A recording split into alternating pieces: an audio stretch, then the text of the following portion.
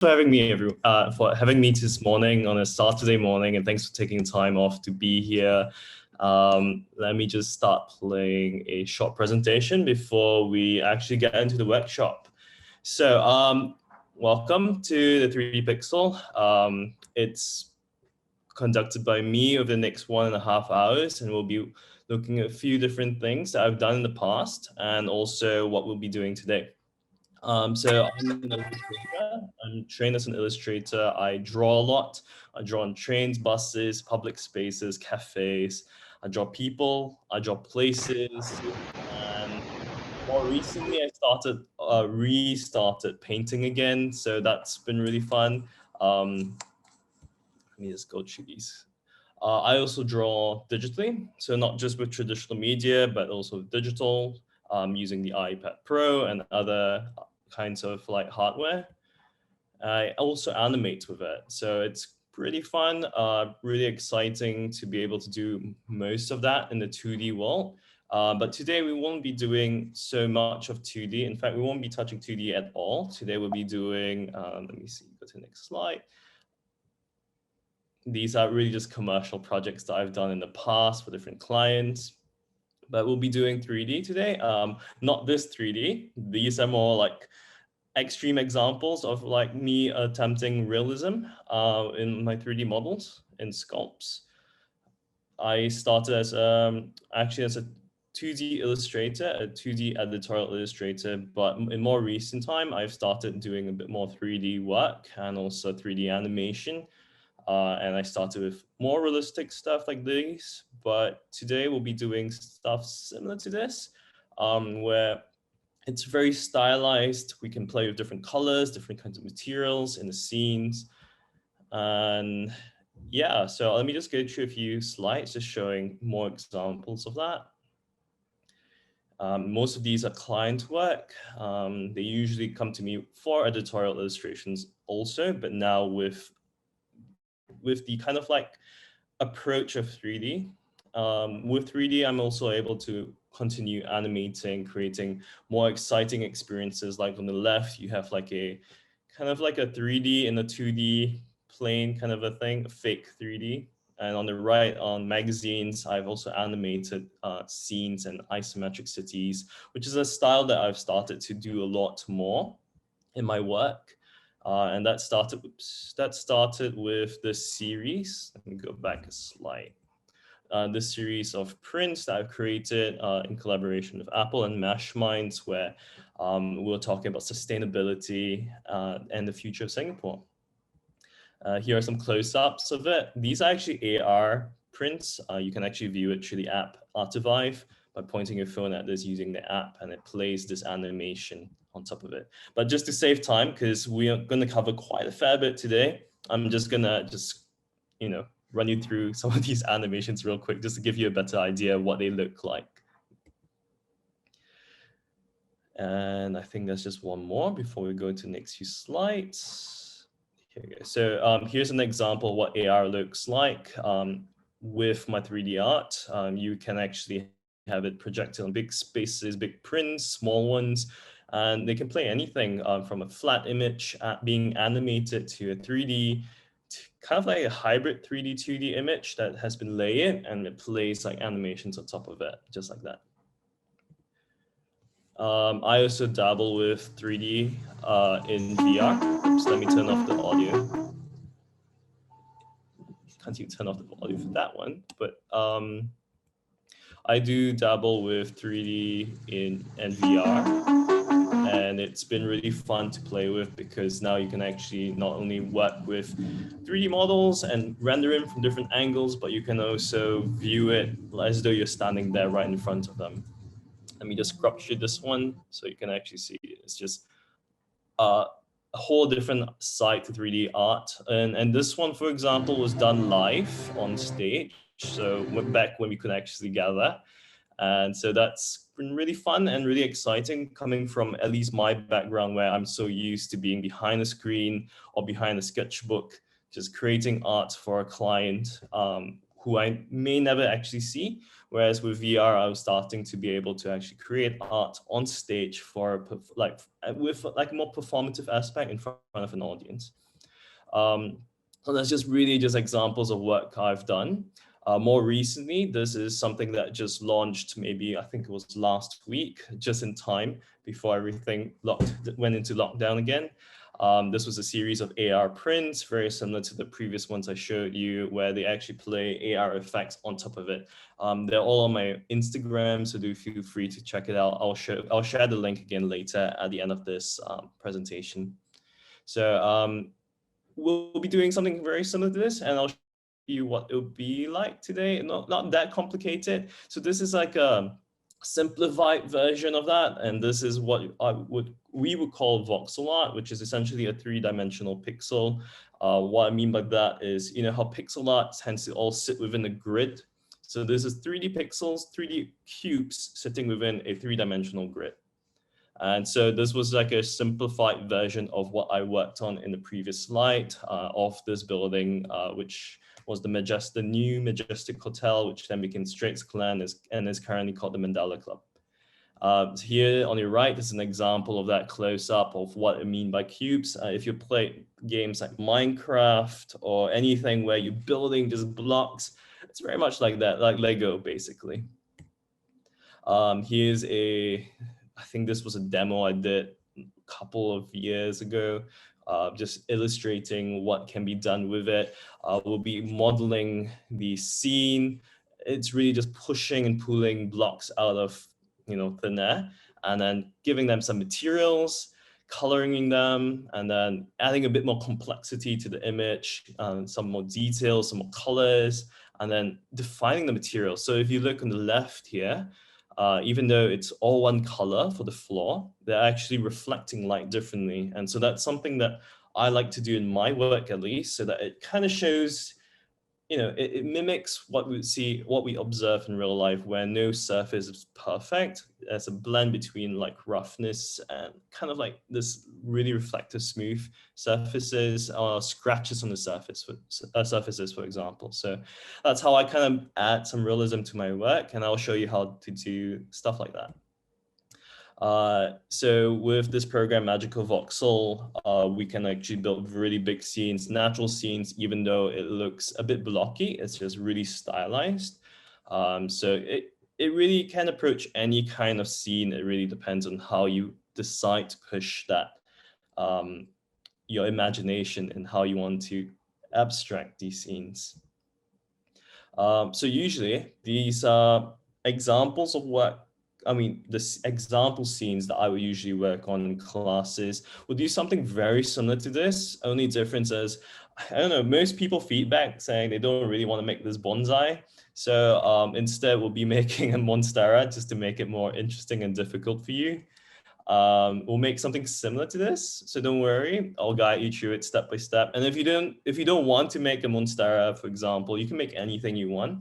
I'll just be teaching you the really basic kind of like workflow and those step by steps to how you actually build and model and then texture, render, but you can build whatever you want, really. So with that, we're basically at the end of my presentation before we start the demonstration. Here's just my website and my Instagram. Let's say if you have any questions beyond today, do feel free to reach out to me on either platforms. That's actually like a box there for you to message me within my website, and on the Instagram you can always just DM me if you have any questions regarding any of the work that I create, especially the ones that you're like looking at on a daily basis and you're like, hey, how do you do that? Or like, what is the softwares that you use to create that? I think it was just shared also in the chat, the links for these pages. So I think that's the end of my slides. Yep. Okay. Let me just swap you guys over to my other screen where I'm actually using Magical Voxel. Oh, actually, before that, let me show you how to install it, just in case. So let me share the screen again. So assuming you have not installed it yet, do go to Google type Magica voxel. Click on that. I believe the instructions were sent out earlier, but if you might have missed it, just do these steps and you should be fine, no problem.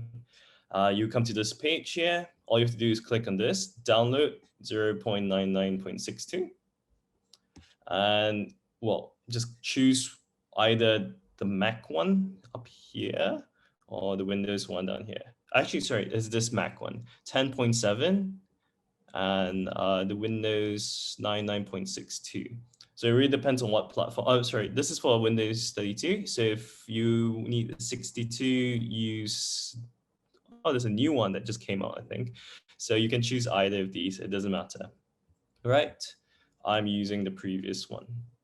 Okay, so once you downloaded that, you should come to a, let's see, desktop.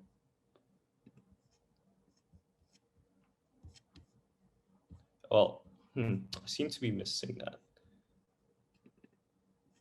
Yeah, don't have it here. Well, anyway, you should come to a folder where you can actually start loading it up with the software. It's either exe file or a, what you call it? I think ISO for Mac. So just click on that and that should run the program. If it doesn't work, just drag the icon out of the folder and drag it back in, and that should work for you. All right. If you have any questions regarding that, any problems with getting that to work, do sound off in the chat box.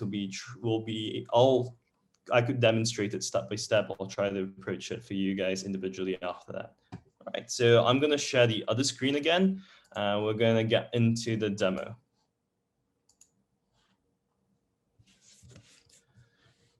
Okay, so you guys already seen this image on the presentation, and it's basically a model of the building, the Straits Clan building that's in Bukit Paso. It's doing this really grainy thing right now. Those of you who are not familiar with 3D modeling, this is what happens when you're actually rendering the scene.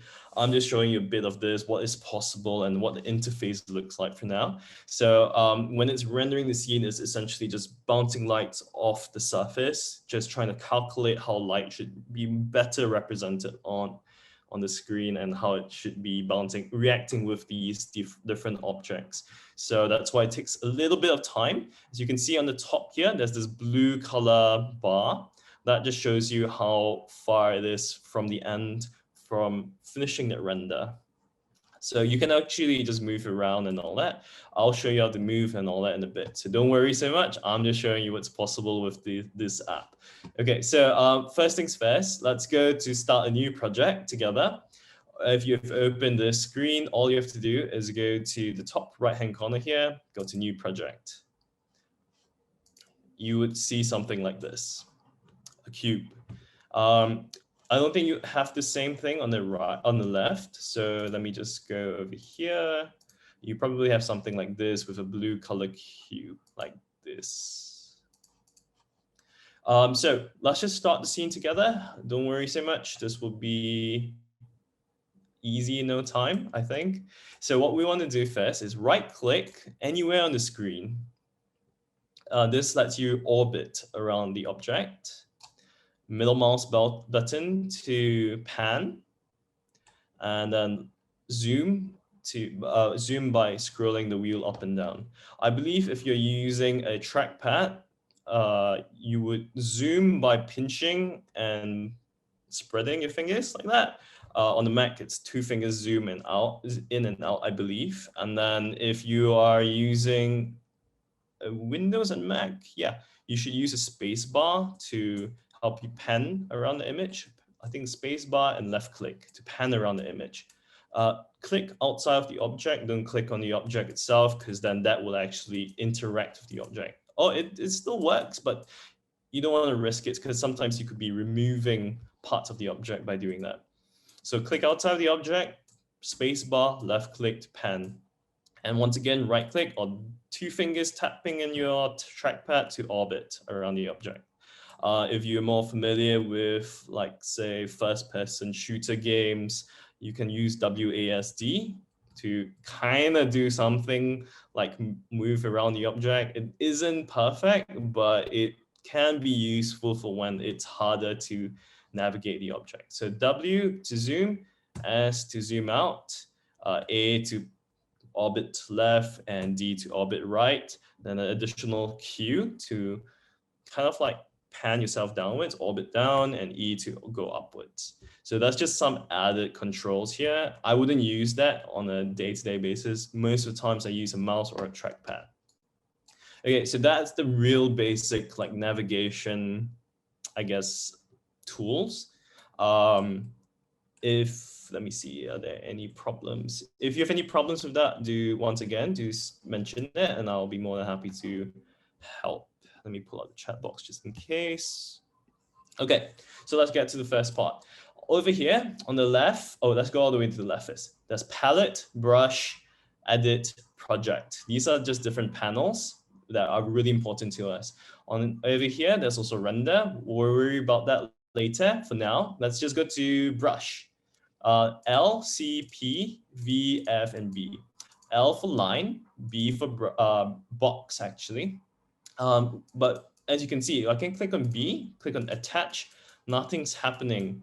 And the reason why is because we currently have filled up the entire space with one block.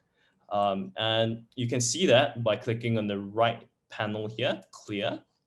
This is the working space that we have. It's essentially the canvas, but a three-dimensional gridded canvas where we can actually draw and build within. Nothing can exist outside of that. All right, so that's cool and all, but but you know, the scene is so small that's really limited. So it's okay. That's because this is actually only one layer. One layer where you can actually just size up. So let's just say we'll fill this up. Let's zoom out a bit.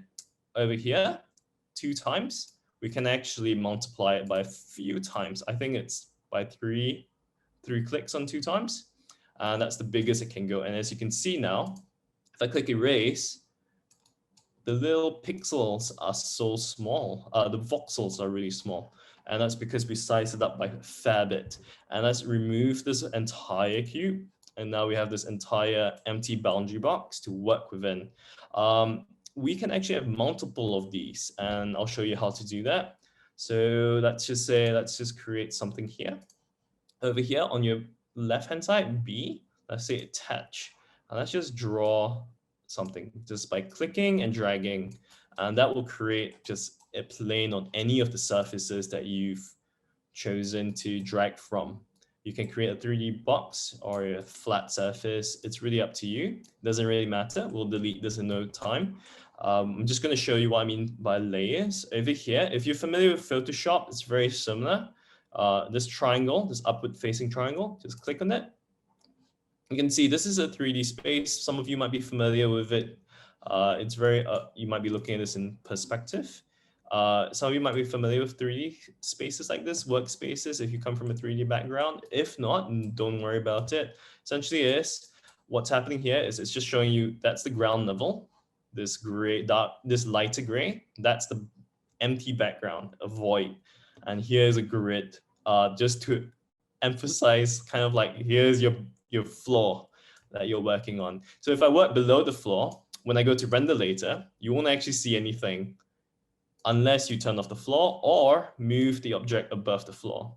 And you move it by clicking on the gimbal. There's blue arrow, green, and red arrow. Blue is to go up and down, green, it depends on where you're oriented, left and right in my case here, and red up and close and further away from me in the Z there. But yeah, so now under render, you can see everything's above ground level. And this is one layer. We can always create more layers by clicking this plus sign over here. How do we clear the whole scene again? Attaching boxes as well.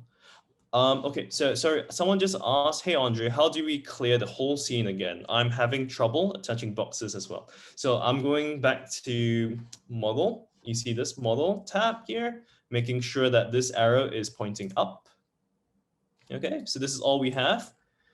If you want to clear the entire scene, just go to the panel on the right, the second panel here from the right called Edit, go to Clear. And that's how you clear the scene. And then you can go to your left, click on B for box, and make sure you select Attach. Any of these colors can be selected. Just click and drag, and that's how you basically clear a scene and create a box within the scene. And then we'll go back into that layer tab by going to this upward facing triangle. And we have this layer here where you can actually move the entire layer or create a new layer. As you can see, it's creating a new layer, which was the original size that this box was in, this boundary box was in. The only catch with this is that I haven't found a way to work around this where I can just size this box on the fly. It seems like every time I create a new layer, what I have to do is actually fill it up, size it up, and then clear it, and then go back into this layer mode. And that's when I can actually move this layer around. So you can work with multiple layers to have really big scenes with, all right? And of course, Control C, Control V lets you copy and paste layers. So it's a good way to think about how you will work on the scenes so that you can save yourself some time and effort, especially when you're working with things that are more modular and you don't want to keep repeating the same creation process. So I'm just going to delete all of these and we're going to start a new scene altogether. So deleting, just in case you're not sure how to do that, just make sure you select the boundary box on the line and click delete. Delete and delete. So let's start a new fresh scene. Let's press plus. And we got this empty little boundary box. Let's go back into the model mode. A quick hotkey for that is tab or to double click the boundary box, and it brings you back into this. Let's size it up a bit because we're going to start our project right now. Let's go to full and let's go to 2 times and one more time. Actually, we won't start the project officially yet. We'll just do a few more tool demonstrations before we do the actual project. So I size it up twice and I'm going to clear. So now that I have an empty space here, I'm going to go choose some of these tools here. So let's, we've already been acquainted to B for box. If you're not sure what the tools actually are, always just move your mouse, your cursor over the objects, the different labels. It should actually show up on the bottom here, center bottom, and it'll tell you exactly what you have highlighted. So under box mode, the fun part is it also shows you the hotkey on the right. So B for box mode, you can also just press B, left click and drag. If nothing is drawing, it could be because you are selecting either erase or paint on one of these tools here. So that's attach. Attach is additive. You're just adding more boxes, just like that, just by clicking and dragging. And I mean, you get something really cool and complex really quickly just by doing that. We can also erase, and it does the opposite. It's a subtractive kind of like box. So you're removing boxes just like this. See that? You can actually, render this and it really looks pretty cool. And then you go to paint. Paint does something different where it actually paints the individual boxes. So let's say I'm clicking and nothing's happening, and that's because we're selecting the same color right now. So let's select the next color down from whatever we've selected, or any color really, it doesn't really matter. Let's choose a red so that's more obvious. Like left click and drag, it'll paint the object that I have in the scene, but with the box tool. So as you can see, if I click and drag, it's painting a box into my box, if that makes any sense. So it's creating these painted boxes. And yeah, I mean, that's essentially what the tool does. And then you have a few other tools here. The most useful few, I think, are, let's start with this one, the paint bucket. Everyone knows the paint bucket, very easy. I'm gonna undo that by Control Z, or if you don't have Control Z or Control Shift Z to redo, you can always click on the top left, to right hand corner here, where there's these 2 arrows back and forward. So you can undo and redo here. I personally like to use hotkeys because I'm more used to that. So Control Z for me. So yeah, that's how you paint the entire thing just using the fill. You can also just remove voxel color just by clicking on that. So what I mean by remove voxel color is, let's say I paint my scene with a few colors. Okay, let me just demonstrate that. So I've got a dark red, a mid red, a green, and maybe a yellow. Okay, and I don't like yellow at all in the scene. All I have to do is make sure I have paint selected, click on the trash can over there, click on yellow, and it's totally gone. It's deleting based on the color that is connected to the main object. So I can delete, delete, delete. So it's really a way of organizing your object and kind of like deleting based on a really like masked off kind of system. Let me undo some of that. Okay. Okay, the next tool, which is also useful, is this one here, which is I guess you call it color picker. Just left click on it, and then you can click on any of the colors in the scene. Nothing's really happening, but if you notice on the left-hand side, the panel, it's choosing the different colors. It's really useful because in this program, what it uses is this palette, a fixed palette. So you can actually change the palette to like these preset palettes, or you can actually make your own palette where it's usually all gray, and then you can start with different colors. The reason why it uses this is it assigns the boxes, the individual voxels, to individual colors on your left.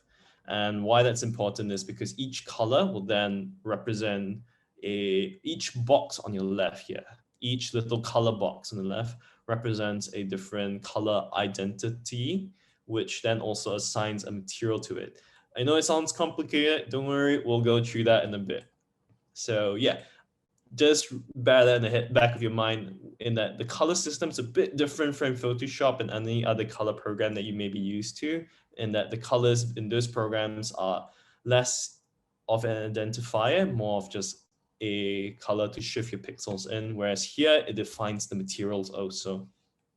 So something more simple, magic wand. Let's say this button here, the magic wand, if you're familiar with Photoshop, if you click it, it selects basically anything that's connected which has this one color. So it's really useful for when you want to select a specific color and then move it around without affecting everything. Because these objects are not separate objects. It's all seen as one, unless, of course, you're in a different layer. Then they're all seen as different objects. Whereas everything in this boundary box that we're working in is seen as one collective object.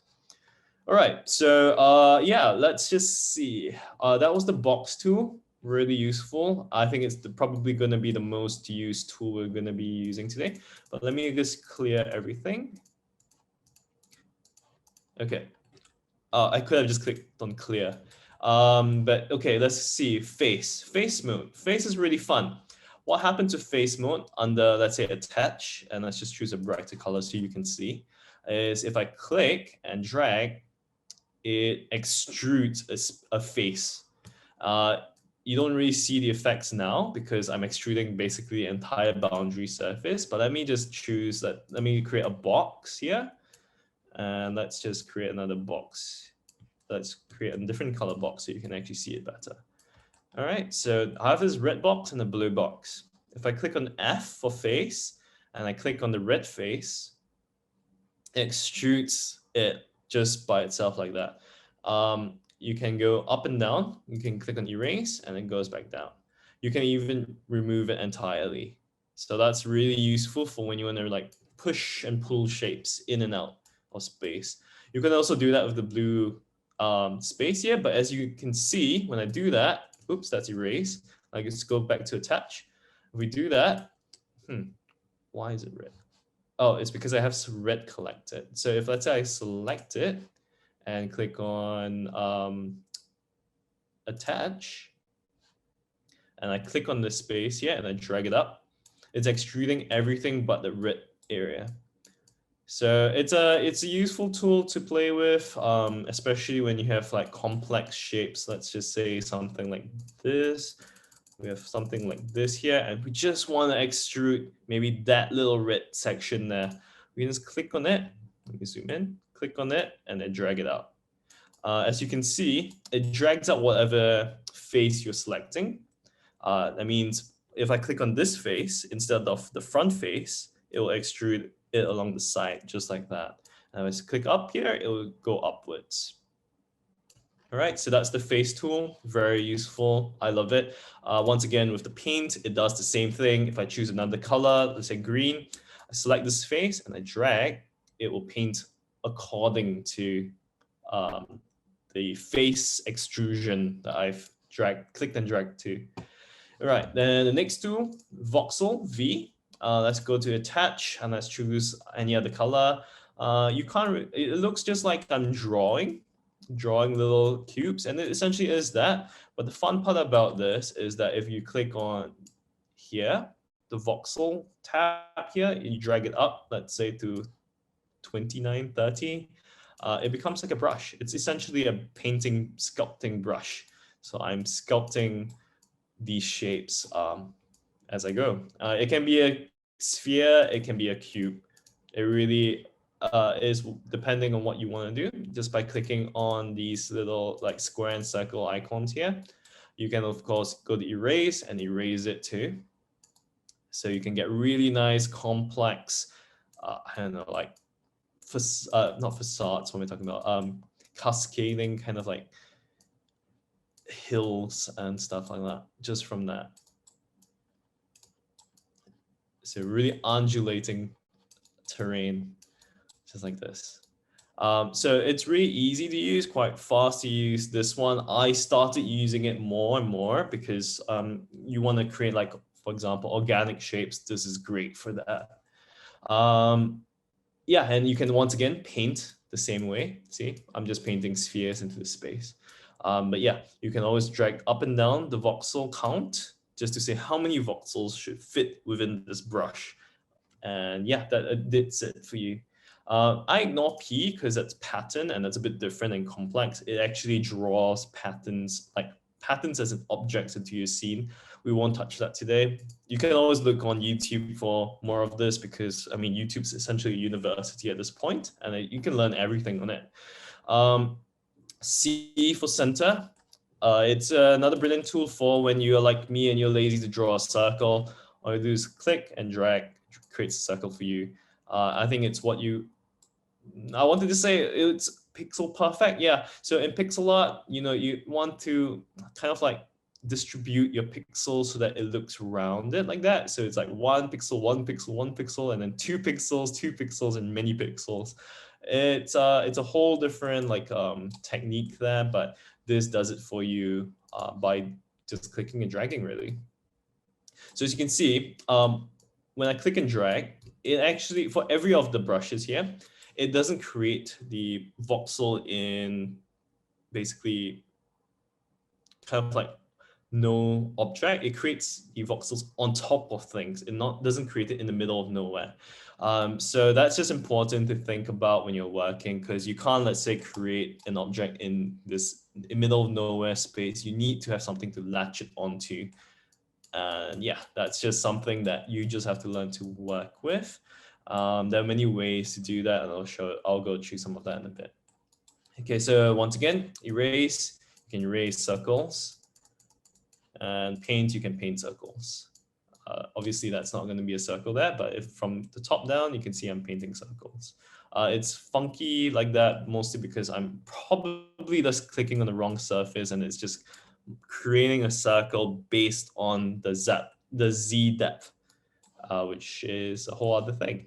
So going to L, the last one here, it's line. A line just draws lines. It is what it is. It just creates straight lines, or no curved lines, just straight lines that can be angled. As you can see, if I drew a straight line, but I stretched it across the surface like that, remember what I said about how the voxels need to latch onto something, no space, and we can see it here where I turn an angle and you can see that line just broke. Let me just see, there you go. You see that? That line just broke. I'll show it to you one more time. Drew a line from here to here. It looks good. I'm like, oh yeah, I'm drawing a line. but actually I'm not. It's just latching on into 3D space, trying to find a surface to sit on. So it's just something to think about while you're working, but don't worry too much about it. It's just how it works. So let's go to clear. Let's see, is there any other tool? I guess a small one here under B, box. Actually, any of these tools, but let's just start with B for box. Let's just choose any color, and then under here, mirror. Let's say I click on X. I'm actually mirroring what I'm drawing in the X-axis. So this can be useful if you want to create something that's symmetrical, like a spaceship for now. See that?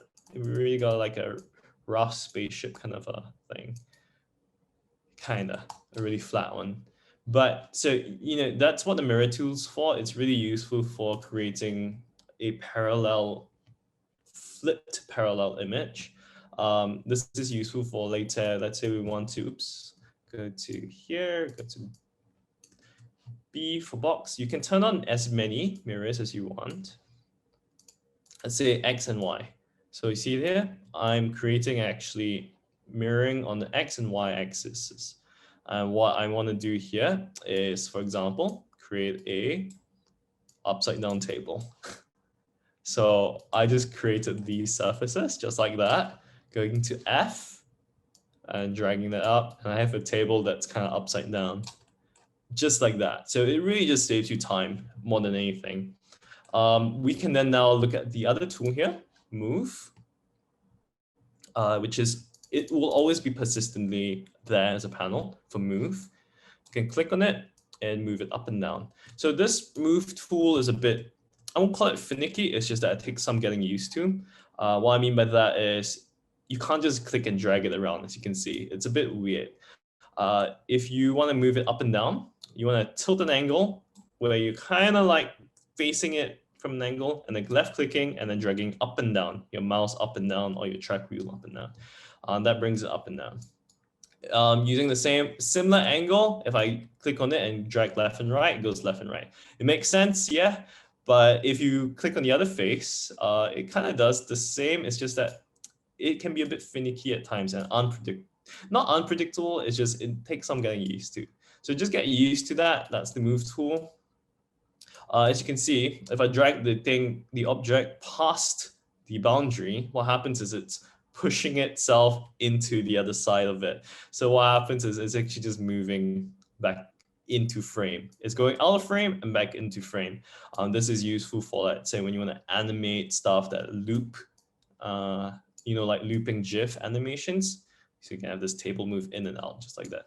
Let me see, there was a question. I might missed a few. Hey there, for mirror, how do I add it to the side panel? So if you have it missing here, chances are you might be selecting something like this, something different. Just click on all and you should be able to find it on your left, especially if you have any of these tools. And it should always be there, especially if you click on all. Let me know if you can't find it. You might be using a different version of Magical Voxel. I think. Let me see. For extrude, once you pull the surface up, you can't push it back down. And then someone said use erase to pull it down. Yeah, and you can press shift to pull it down too. That's correct. That's absolutely correct. So let's go to F for face. Let's drag. Oops, what am I doing? This is move. Let's go to attach. Let's extrude that up. Let me turn off my mirror. That's disgusting. Drag that up. If I haven't let go of my mouse or my trackpad, you can actually continue to drag it back down. So that's convenient. Someone said you can click on shift. That's true. That's basically the opposite. So it changes the tool for, even if it's under box or face or line or voxel, if you click on shift, hold on to shift and left click on it, it does the opposite. It's the alternate click, basically. So let's say box. Let's just draw a box here. If I click on shift and drag, it does the negative, the opposite of that. All right. Thank you, Samantha, for sharing that with the rest for me. All right. So yeah, that's how you move the object. Selecting this little box here, click and drag. sometimes it's really hard to select specific parts. I say I just wanted to select all the legs, but every time I select it, it selects the table surface. You can always change the camera angle, firstly to the side. And you can see it's still in perspective. So you click on any of these buttons here, most probably just orthographic, and you click on the side, ORTH, orthograph. And you click and drag, and you can then select exactly what you want. And then you can click on this box here to help you turn at different angles, just in case you wanted to pick something else up. Okay, so yeah, I'll repeat that one more time. You click and drag using the select tool on your left here. And then on the orthographic, and well, you'll probably be in like perspective. You can click on orthographic and you click on any of the angles of this 3D cube here to select it. How do you flip the table up? Yeah, so I'll be showing you that in a second because we'll be using this table. So how you flip it, ideally you would flip it before you start adding more things to the scene. If not, you would then, for example, save this table as just solely just the table in this layer. Because if you flip, everything in this boundary box will flip together with it. So just be aware of that. But yeah, so let's go to the flip. On your panel here, under edit, this is where you edit the model. See that? Rot for rotate. So you can rotate it X, Y, Z axes. You can flip it just like that. That answers your question. Loop, I wouldn't touch that. That's just complicated. These are just basically a bit more complex because then you actually start keying in numbers. So we'll avoid that for now. Actually, we won't even need it, so don't worry about it. So yeah, so I flipped it up and down just by going to flip, going X, Y, Z, most likely Z for most of us. I'm not sure. It depends on what you model, but yeah, let's just drag it down to the side a bit, and let's turn an angle and drag it down to the ground level. All right, so we have a really basic table. Let's add some complexity to it. So what I'm going to do is add maybe another surface on top of this table, a bigger one. Let me go back to perspective view, just like that. Let's go to F for face, and let's just click once. Oops, this is move tool. Make sure you click on attach once, maybe twice. So 3 times. I click 3 times there. So it's made this a bit thicker. And then what I'm going to do next is, let's just say, I'm going to choose another color. Just any of these colors, preferably. Should we do this? Okay, we'll do this first. We'll create a new palette altogether. So click on 3 here under palette. This is usually like a totally blank canvas of palette colors that you can fix, this index of colors here. I don't like that. The reason why I did this is because I don't like that it selected this color by default as my main first go-to color. It's a bit messy when you're going to jump around the palette over time. So let's go to like the first box here. Okay, as you can see here under this little box, it says console. If I drag my mouse over this box, it says index 1. So that's the first color box. And if you drag throughout the rest of it, it tells you different color numbers. These are the color identifiers. So I'm going to choose the first one. And remember our tool for paint bucket, we're just going to paint this. Nothing happens because everything's the same color right now. But I'm going to choose that. And let's just choose a different color for it now. Let's just choose a lighter shade of gray. Okay, I'm going to choose the next color, the second box here. I'm going to click on F for face and click, oops, not paint bucket, but attach, and just click here. As you can see, I've attached a new face, but with the second color on top of that. So it doesn't affect it at all. I wanted to extrude this. I'll show you what I was hoping to do. I wanted to drag this out a bit so that I can then drag these surfaces out. So I have a slightly more complex looking table, just like that, a tabletop. The reason why I couldn't use the same color easily is because if I did that, it stays the same color. And if I click on face, it still works, but it doesn't have that little separate section there that I wanted to preserve. So what I did here was to choose a new color, click on face to add that to the top of this tabletop. And then on the face, I'm just going to click and drag it out so that I have like some interest, more detailing to the table. So it's a bit more fun. We can, of course, make the table look a bit nicer. We can blend off the surfaces so they don't look so harsh by going to erase on the box. Just drag that down. See, now it's got like a slightly rounded surface. Oops, there you go. So it's less harsh on the eyes. We can, of course, add even more of that if you wanted to. You don't have to. It's sometimes visually more pleasing to look at. We can do the same thing for the rest of the table, just so that it looks like it's a beveled surface, so it's not so harsh. Because nothing in life has perfect, I don't think anything in life actually has that perfect edges. Everything has a bevel edge. I see.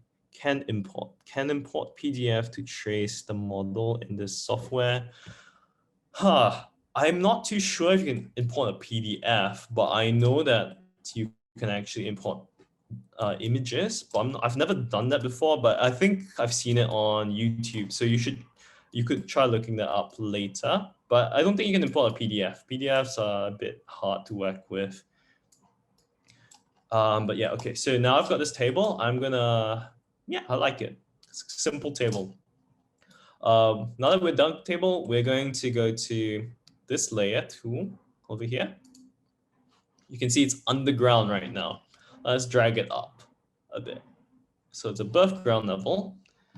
All right. And then here's the first time we're going to look at the render. Click on render.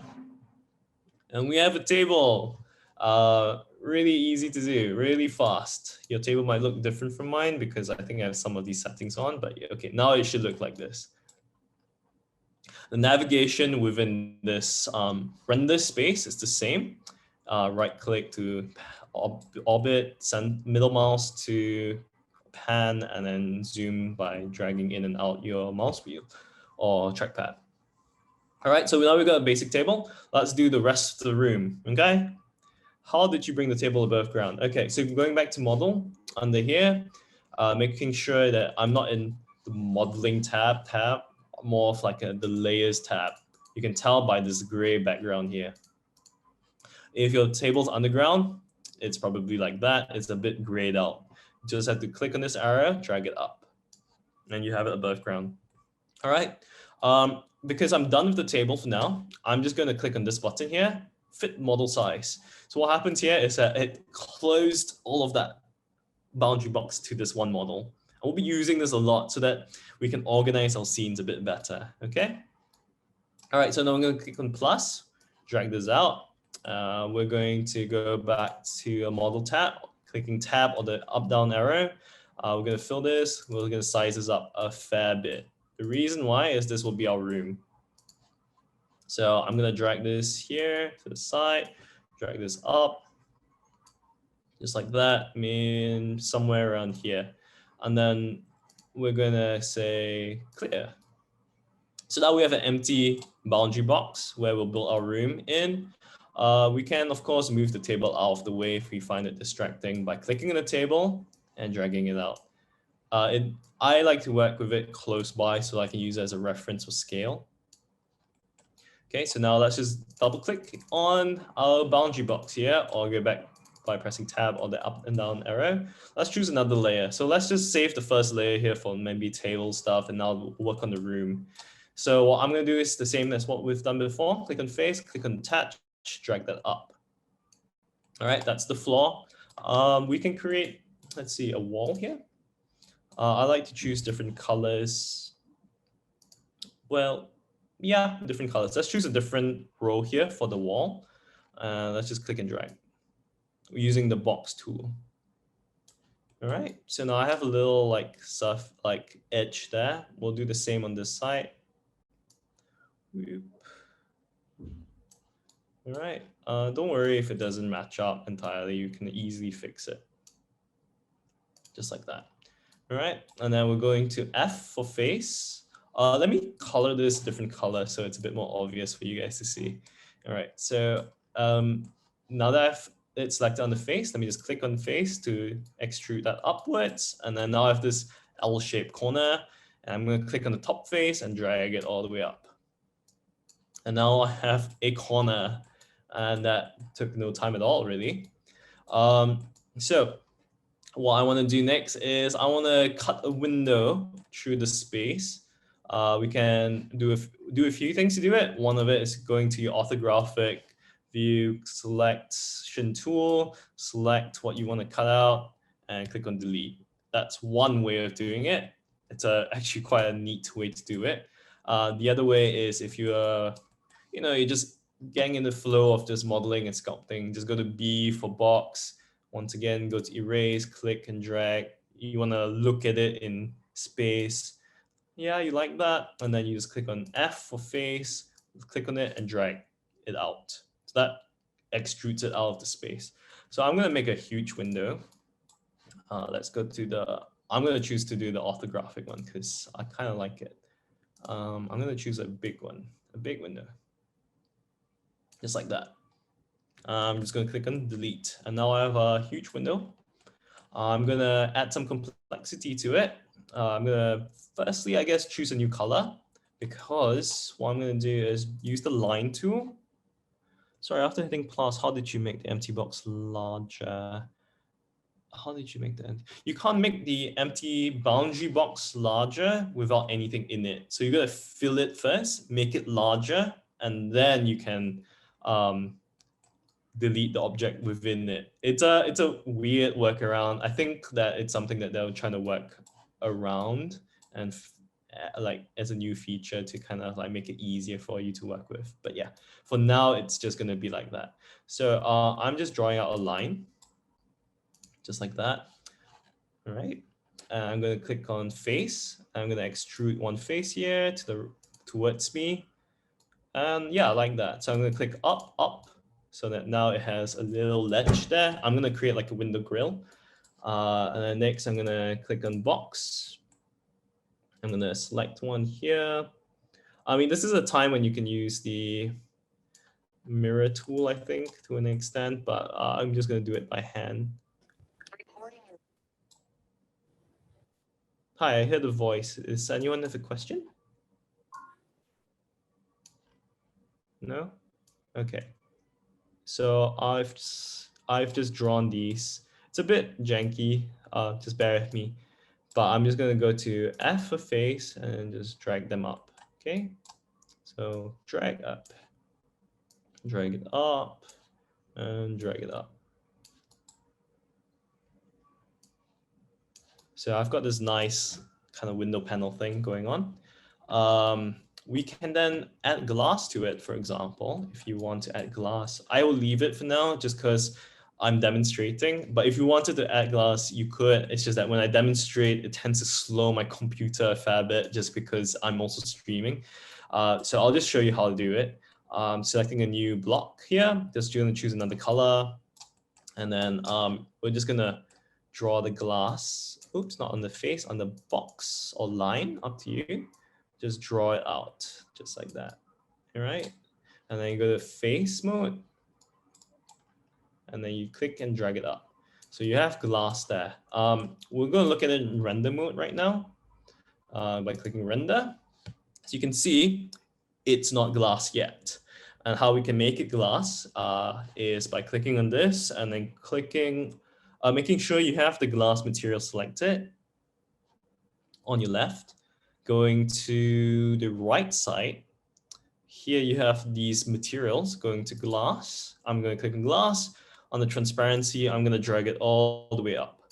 So once you've done that, this thing will slowly start fading in and out and doing weird stuff. Let me just turn some of these off.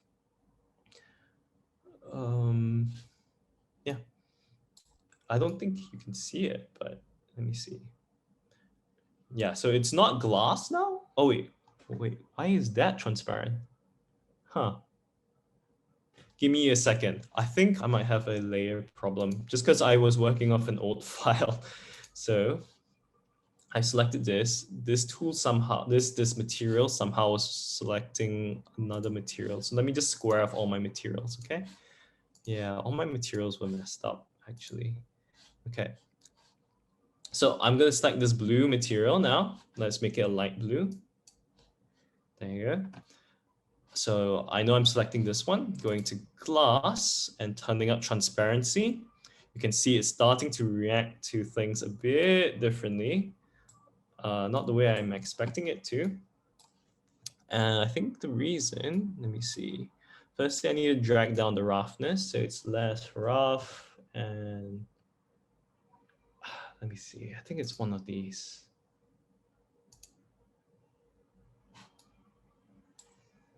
Huh. Okay, we'll take a look at this in a bit. But yeah, usually this works fine. But yeah, let me drag this in. Yeah, actually, no, it is working. And that's why you're getting this light here, because this light is coming from this side of the window. It's just that maybe this table is too far for it to actually pick up. So yeah, all you had to do was make sure you had the color selected, dragging up transparency after selecting glass. We can try that again using this material, this wall. By, I believe it was this material here. Let's click on glass and let's drag transparency up. Oh no, that wasn't it. That was the table's feet. So you see, the table feet have now become transparent over here. So yeah, it works. Okay, so we'll look at this later again. But yeah, just bear in mind that that's how you do glass. It's just that for me, I'm not going to demonstrate too much glass in my scene because it really slows down my computer. All right, so let's move the table into our scene by going to the arrow here, clicking on the table, dragging it in to space like that. Let's drag it to the corner, drag it up, fit it in space, and there you go. We've got a table in space, pretty much done. Sorry, where is the glass texture? So you can only see, someone asked, where's the glass texture? Under render, if I choose, let's say, if I hold alternate and left click, it will select the material that I want to affect. So I'm going to change, let's say, this wall to glass for now. It's automatically selected it for me by clicking alternate and left clicking on it on the screen here. I'm going to, over here, matter, click all, or just this box. I usually click all so I can see everything. Here it says glass, click on glass, drag up transparency. And you can see it's starting to reflect things more and become more and more transparent as this thing renders it in space. It's probably too dark, and that's why it's not really doing it much for us right now. Oh, also this density is very high. You can drag it down. See, so now it's become glass essentially. Okay. Yeah. All right. All right. So let me not make this into glass. Let me make it back into diffuse. Okay. All right, so next, let's make a plant because we love to make our lives a bit difficult. But first, we need a pot for it. So let's go to a new layer here, a new layer in the index, the color index, and let's create a plus here for a new boundary box. I think the size is good enough. We don't have to scale it up too much. All right, and let's go to tab out or this arrow. And let's go to circle. Now we can use circle. Let's choose another color for a pot. Let's say white for now. All right, we'll click and drag. All right, we got a nice circle there. I'm gonna go to face and drag this up. So we have a cylinder, and then we can go back to circle, and then we can go to erase, find the center of this again, kinda, yeah. And going to F for face and dragging it down. So now we have a hollowed out pot. If you want to be more accurate about it, you could just go under orthographic, just really eyeball it like that's the center. Oops, on the face. Why is it? Oh, sorry, not face. It's supposed to be on the circle. Circle, find the center, drag it out until you're happy. See that circle there? Okay. And then you go to face, drag it down, and we have our pot. All right, really easy to make. Let's drag the pot somewhere. We'll just leave it here for now, or drag it just closer to the window, just like that. We're gonna create this really clean scene here. Let's just go to the plus icon, so we can start adding our plant in. I think we want the plant to be a bit bigger, so I'm gonna go back to filling it full. Let me undo that actually, because I want to choose a new color, new material. So I'll go full. Let's choose it to be like green for now. So it's easier to identify and easier for you guys to see while I'm working. I'm gonna size it up a bit, okay, and I'm gonna clear it. And then I'm going to move this box. No, this box. There you go. Into, well, we'll look from the top. Yeah, it looks like it's above the pot, giving us enough space to work with. From the side, it's still above the pot, so let's drag it down a bit. Yeah, so now we have it in a space where we can start building our plant. Tab out, let's start building a plant. Okay, so the plant is a bit more complicated. I was testing out a few versions of how I approach it. Right now, I love this method where I go to Voxel under 3D. Let's drag this up to, I don't know, 7, for example, or even less, 6. Let's do it method. And then we'll just click and drag and draw like a curve like that. We can go to an orthographic view and do that. See that? So now we have this thing that's not in that space because once again, it's creating it on the side just like that, which is fine. Don't worry about it. Now we're going to click on face and click and drag it out. All right. So now we have this plane, this crazy plane that's kind of not a plant. It's okay because now we're going to click on V for voxel, click on erase or shift, and then we're going to increase this by a fair bit. Maybe not too much, by, let's say, the voxel size to 17. Yeah, that looks about right. And we're going to start sculpt, eating away at what we have there to kind of give us that shape that we want in a leaf, kind of, roughly, really. If you feel like it's hard to control a big brush like that, just size it down. It will be a lot easier. Okay, so I'm just sculpting a leaf.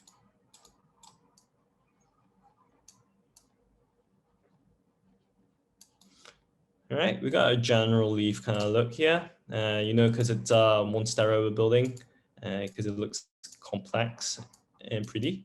We're gonna cut away little holes to the side, just like that.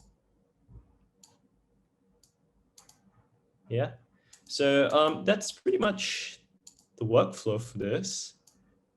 Really simple, really rough.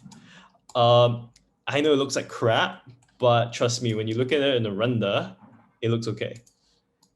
And from a distance, it looks okay. It's really just the style. That's what's happening here. Of course, I think I made it a bit too fat. So it's a really chunky Monstera that we have here, but we'll just live with that. Or if you want to, you can just use face mode and eat away at some of it. So it's not so chunky, but I think I'm okay with this. I'm just going to add a little bit more detail by removing a little bit more space here, like just some detailing here. And we're going to draw in a little like spine. Attach. Because I like the spine to be a slightly different color. Instead of choosing the color to the right here to fill this up, I'm just going to start it from the other side. The reason why is because I might want to add some color variations from here to here. Here's a quick trick. If you want to create a gradient, you can actually do that. So selecting one color here and another color here. Let's go to, let's say, a brighter yellow, green, yellowish green,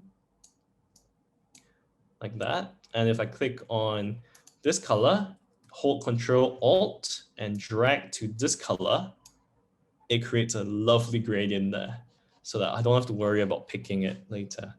So I think this green's a bit too bright. So let's just, oh, actually, I think it's okay. So let's just go to a smaller voxel count. Oh, that's nice. Yeah, thank you. I hope you enjoyed that bit, that tip. So I'm just gonna click and draw this down. I don't really like it that much. So I mean, you can always just delete it, and you can actually eat away, because I feel actually this part should be eating down into it,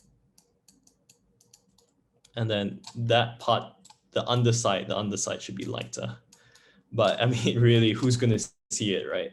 So now that I've gotten that, I actually want to tint all this leaf a bit lighter, and then have this bit darker.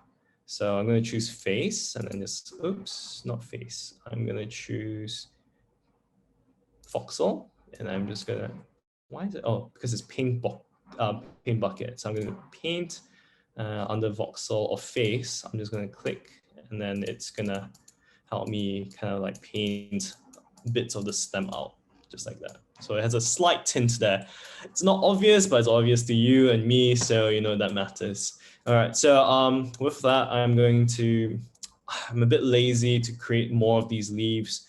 We're short of time, so we're gonna have to just copy and paste it. Copy, paste, Control C, Control V.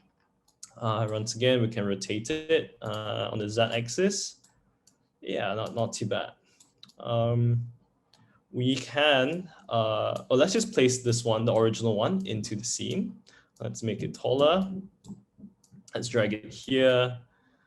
Okay, and then now let's work on the other one. Move it here, move it here, up there. Okay, I don't like that it looks too similar and all that. So what we can always do with this modular workflow is then to go back into it and just eat away more voxels, using the voxel 2, dragging this up. Under erase, let's just eat away more of this. In fact, let's make it a smaller leaf.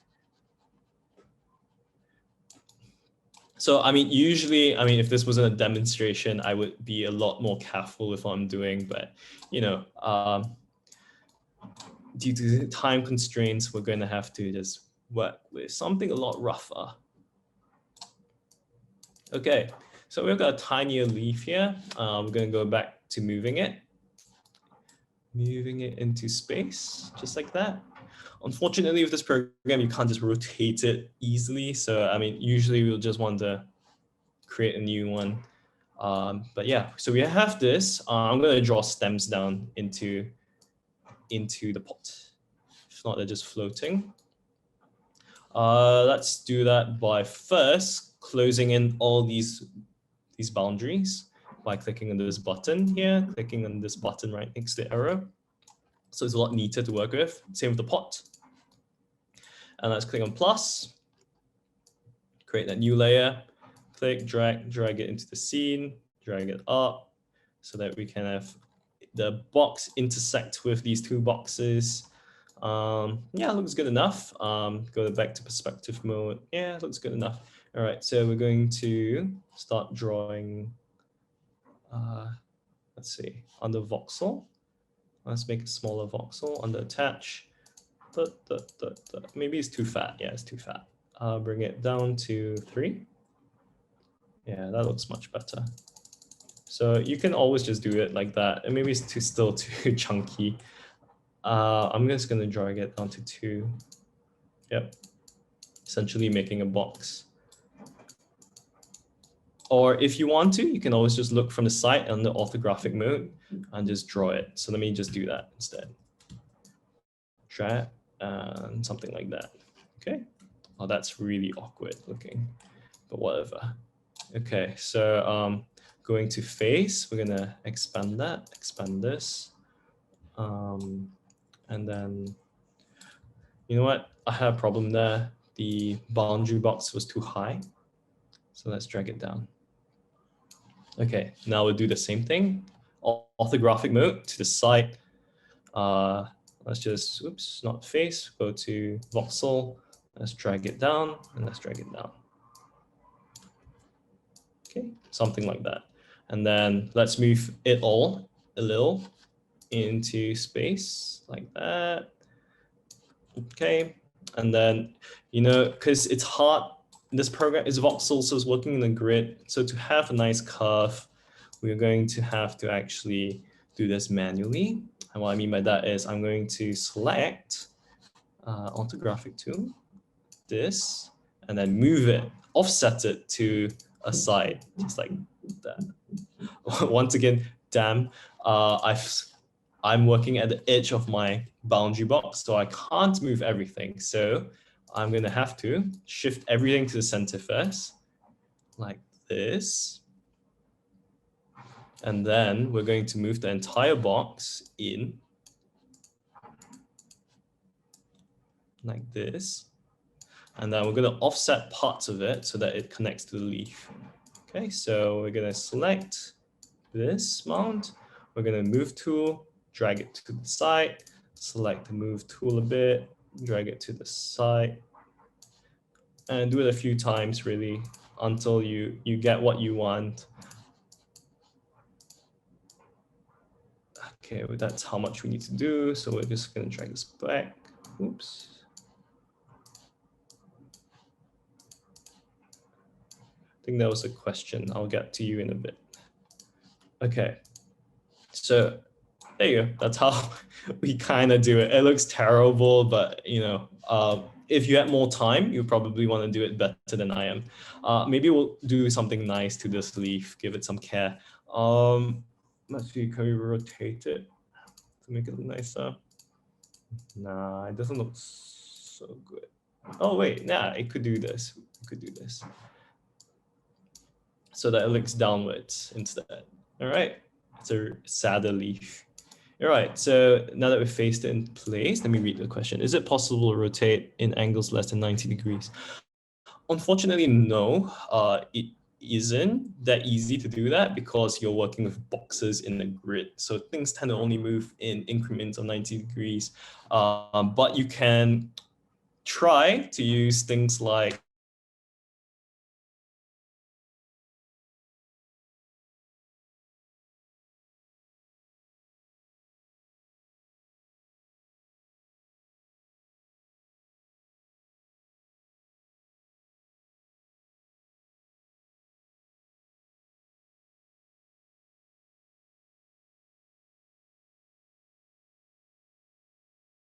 to key in numbers and stuff like that. So YouTube should be there. Okay, so now under render, you can see we've got this scene one really quickly. We have 10 more minutes. Sorry about that. Okay, so really quickly, we're going to choose our colors really. Let's say the wall over here. Let's just select the tool. Making sure we select the color. So it's this color here. I'm going to show you a little secret where I will add some complexity to the color. So I'm going to do the same where I'm choosing this color here and I'm choosing the third color here, maybe increasing the value by a little bit. And then clicking on this to this. Wait, let's just see. Okay, no. I'm going to do this where I'm clicking Control and Shift, holding on to Control Shift, clicking in this color, dragging to the third panel. This copies and pastes that color over, and I'm going to just lower the value of it just by a bit. And I'm going to create a little gradient between these 2 points by clicking Control, Alternate, dragging from this color to this color. So now there's 3 colors here.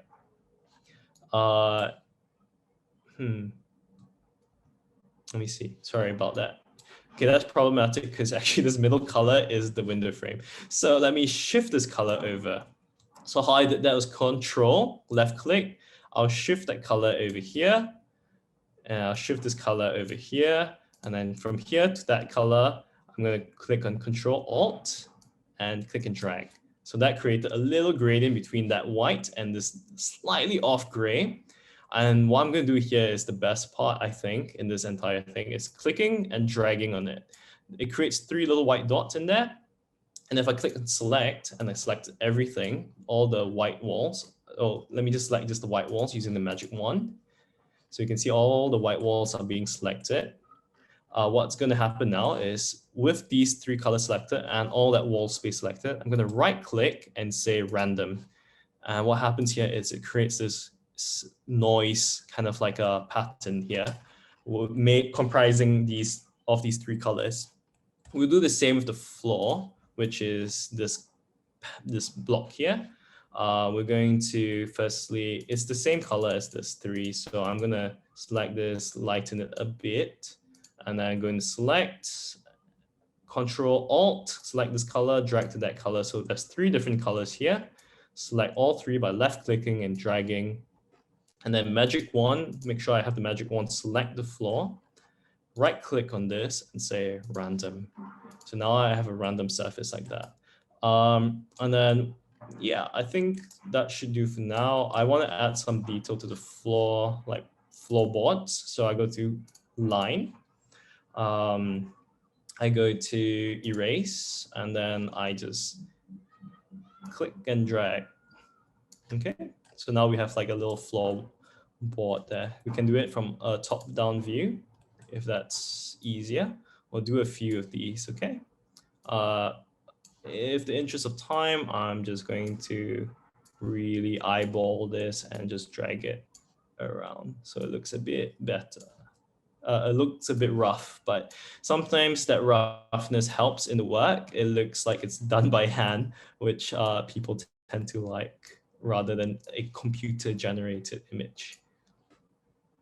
So yeah, let me just finish this. And then let's add some like lines here. I know it's a bit hard to see just because all the noise textures, but it's there.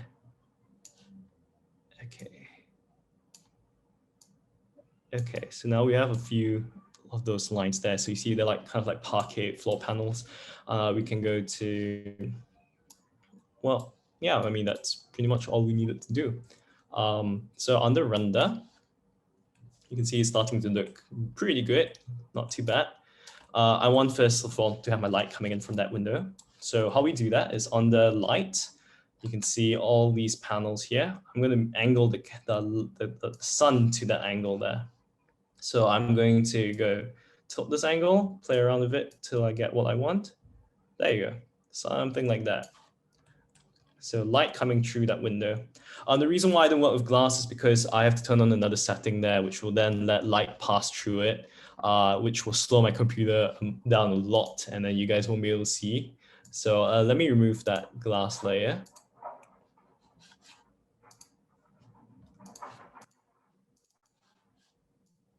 Oops, wrong tool. Face, erase, click, drag, click, drag. Okay.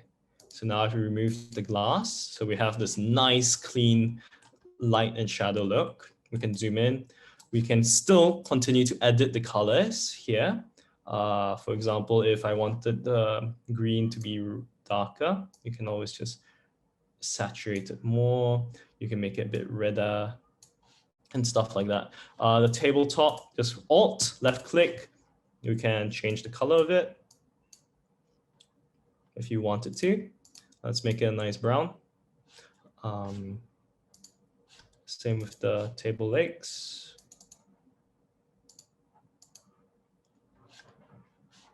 Oh, that's a horrible brown.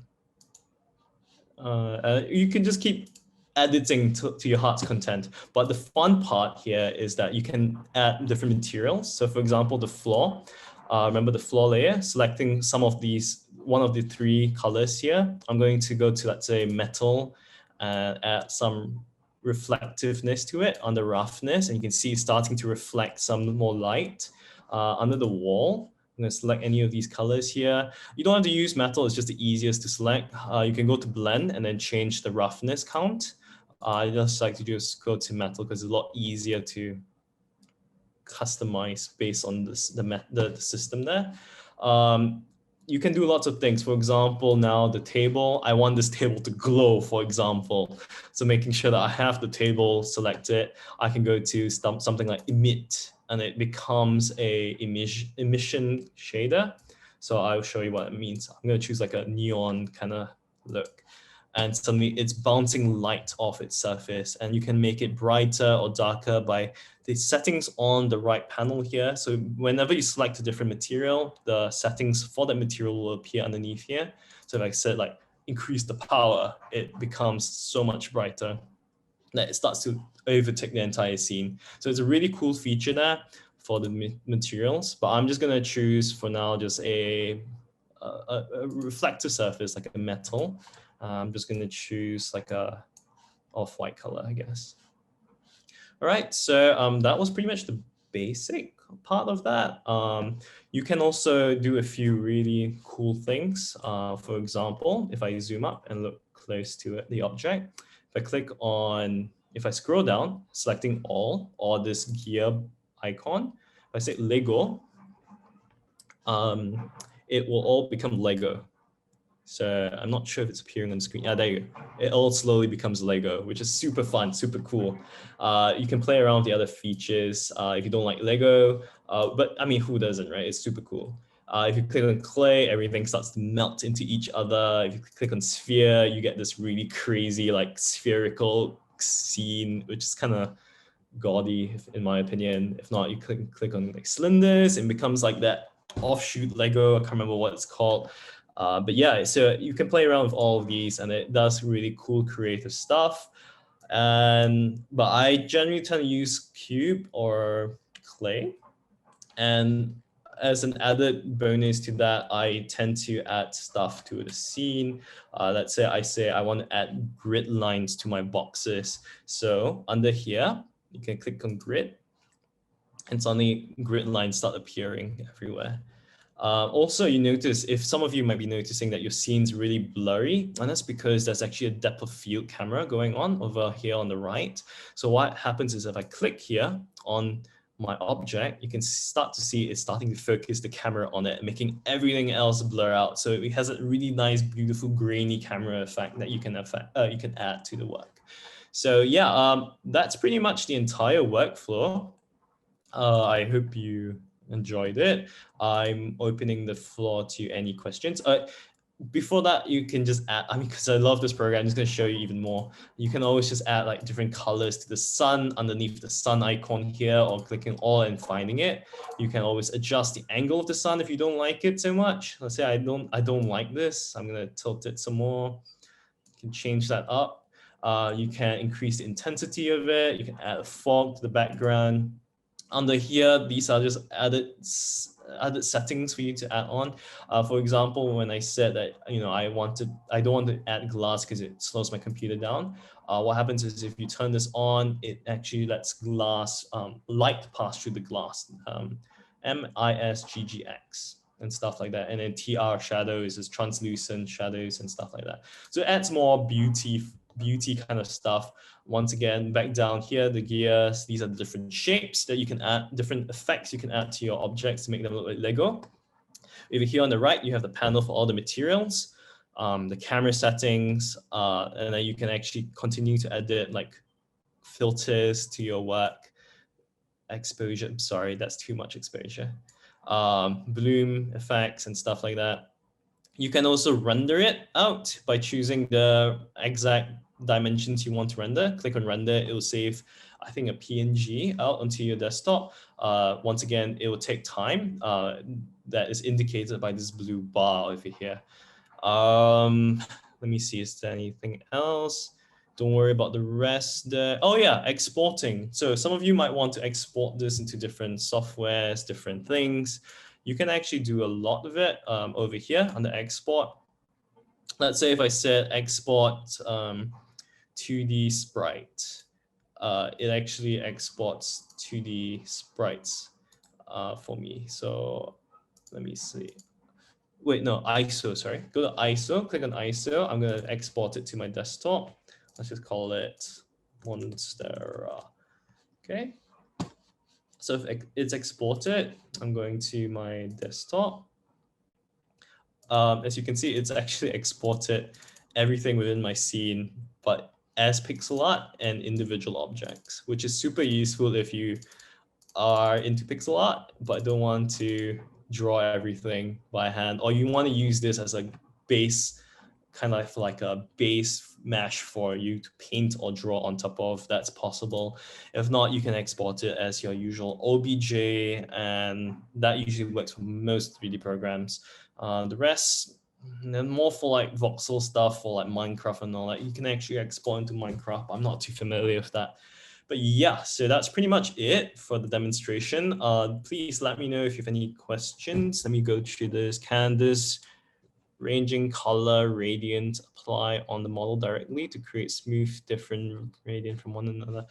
Not that I'm aware of. You can't create like gradients on the object itself that easily. You would instead, let's say I want to create a nice gradient on this plant. I'm going to select one color here. I'm going to paint by face. I'm just going to manually do it, you see. So it has its limitations. Here we go. It has its limitations. You just have to think about creative ways to work around it to get what you want. Sometimes you can just go to box. Oops. Choose. Yeah. Box and then paint, and then you just select it like that, and then you can start painting it based on the where you want the highlights to go. It's very much like Minecraft. There are limitations to the program, but it is very powerful if you find especially when you find workarounds that help you solve these problems.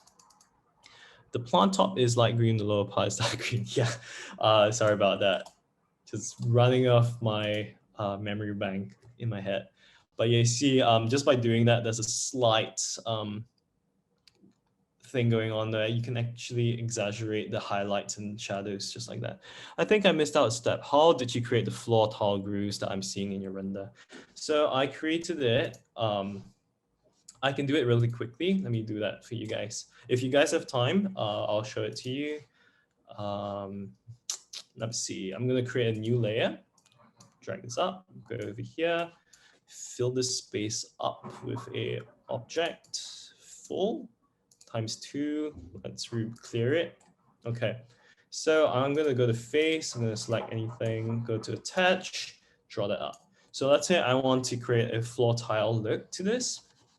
I'm going to go to my orthographic mode over here on the bottom right hand corner, top view, make sure I can see my object. I'm going to what's it called? Line. I'm going to make sure it's under erase, and I'm just going to eat away at the top, just like that. Really easy. It's at least this is just how I would do it. There are many ways to do the same thing, really. This is just how I would personally do it. I'm just cutting away the grooves like that.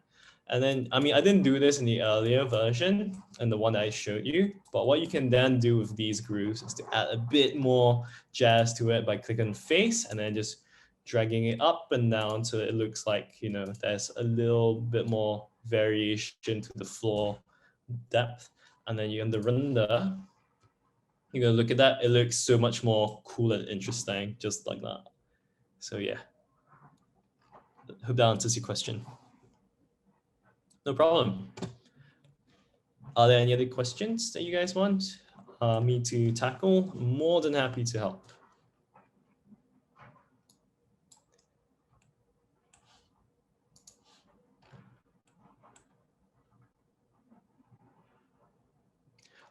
If you guys don't have any questions, I'm just going to show you, I guess, one more material, which is pretty fun. So let's say I made a copy of the floor. And I'm going to say, well, I actually don't have to make a copy. I just use it. I'm going to go to my render. Over here, it's probably going to kill my computer. But if you go to select the material, go to material, go to cloud. Let's see. It will kind of render it. Let me turn off grid also. I think that's slowing down my computer a lot. It kind of creates like a cloud-like material. Not sure if you can see it. If you click on some of these, it starts to really show like a cloud. But yeah, it's going to slow my computer by a lot. But you can actually create other kinds of objects in the scene, like this cloud, for example, now. which is this nice, soft, really beautiful material. I think it looks beautiful because it has this thing called subsurface scattering, where light bounces within the object, creating this kind of like effect.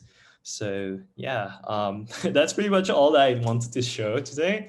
I hope that that was useful for you guys. I hope everyone's learned something. If you have any questions, please let me know. Please sound out here through the chat or anything, or reach out to me through my social platforms. I'm more than happy to get back to you on it.